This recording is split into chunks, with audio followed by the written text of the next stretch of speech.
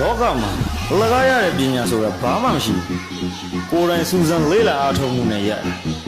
မင်းရဲ့အိမ်မက်တို့ရီမန်းချက်တို့ယူကျင်စရာကောင်းလောက်ပြင်းပြနေပြီဆိုကြာရှုံးနေတော့အကောင်းဆုံးသောအောင်မြင်မှုကိုမင်းရလိမ့်မယ်စွန့်စားရတဲ့တတိမရှိဘူးဆိုရင်တော့တာမန်ဘဝမှာပဲကျင့်နေလိုက်ပါအိမ်မက်တွေရီမှန်းချက်တွေကြီးမားလေးလေးအေးဆက်ရတာများလေးလေးပဲဘယ်တော့မှနောက်ပြန်နေဖို့မစဉ်းစားနဲ့ငါတနေ့ဖြစ်ကိုဖြစ်ရမယ်ဆိုတဲ့စိတ်နဲ့သိစမ်း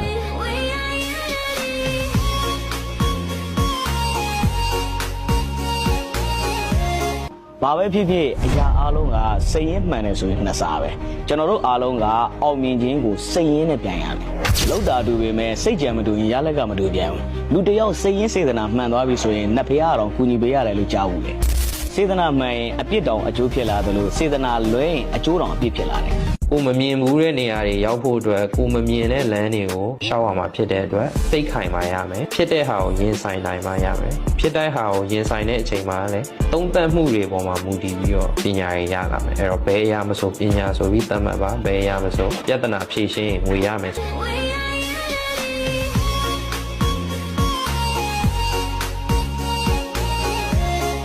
ဘဝကကိုချိန်ပေးတဲ့အရာကိုပဲကိုယ်ပြန်ပေးတယ်အလုပ်ကိုချိန်ပေးရင်အောင်မြင်မှုရလာလိမ့်မယ်အိပ်ပျော်နေတဲ့အိမ်မက်ကိုအချိန်ပေးရင်အိမ်မက်ပဲကျန်လိမ့်မယ်အဲ့တော့ဒီနေ့ကိုယ့်အချိန်ကိုဘယ်မှာထားမလဲအဲ့ဒီနေရာကကိုယ့်ဘဝကိုဆုံးဖြတ်လိမ့်မယ်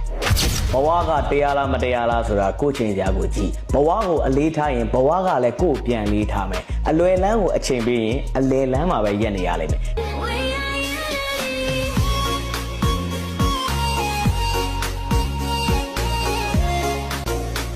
စွန့်စားရတဲ့တတိမရှိဘူးဆိုရင်တော့တာမန်ဘဝမှာပဲကျင့်နေလိုက်ပါအိမ်မက်တွေရီမှန်းချက်တွေကြီးမားလေးလေးအေးဆက်ရတာများလေးလေးပဲဘယ်တော့မှနောက်ပြန်နေဖို့မစဉ်းစားနဲ့ငါတနေ့ဖြစ်ကိုဖြစ်ရမယ်ဆိုတဲ့စိတ်နဲ့သိစမ်း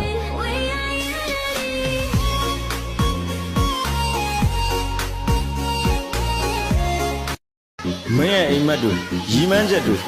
ယူကျင်စရာကောင်းလောက်ပြင်းပြနေပြီဆိုကြာရှုံးနေတော့အကောင်းဆုံးသောအောင်မြင်မှုကိုမင်းရလိမ့်မယ်